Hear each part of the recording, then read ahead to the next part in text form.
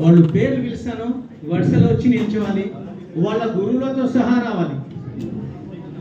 వాళ్ళ గురువులు లేకుంటే యాక్సెప్ట్ చేయం ఇక్కడ.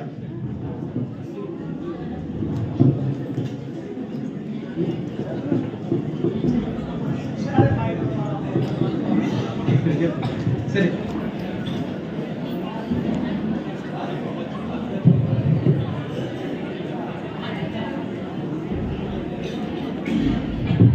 సరే ఇప్పుడు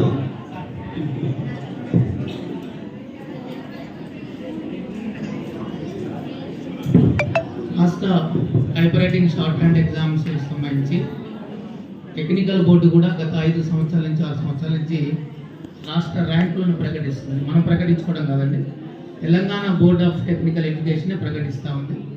మరి వాళ్ళని మోటివేట్ చేసి మన రాష్ట్ర ర్యాంకులు సాధించే దిశగా అధ్యాపకులు కూడా శ్రమిస్తున్నటువంటి శుభ సందర్భంలో అధ్యాపకుల్ని అదేవిధంగా విద్యార్థులను కూడా మనకు వేదిక ద్వారా సత్కరించినప్పుడు వాళ్ళలో ఒక ఇంప్రెషన్ కలుగుతుంది.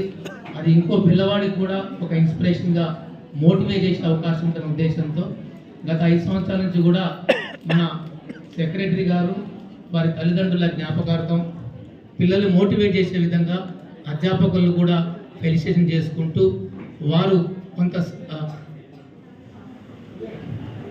ప్రైవేటీ కాకుండా మన ఇన్స్టిట్యూషన్ కుటుంబ సభ్యుల లాంట్లో కొంతమంది అవుటర్స్ కూడా ప్రైవేట్స్ వస్తారు, ప్రైవేట్స్కి టాపర్స్కి మనం ఇవ్వకూడదు. మన ఇన్స్టిట్యూషన్ అంటే మన కుటుంబాలకు సంబంధించిన పిల్లల్లో టాపర్స్కి వారు సొంతంగా అంటే మన అసోసియేషన్ అమౌంట్కి సంబంధించి కాకుండా నేను ఒక కార్యక్రమం పెట్టుకున్నా మా తల్లిదండ్రుల యొక్క జ్ఞాపకార్థం.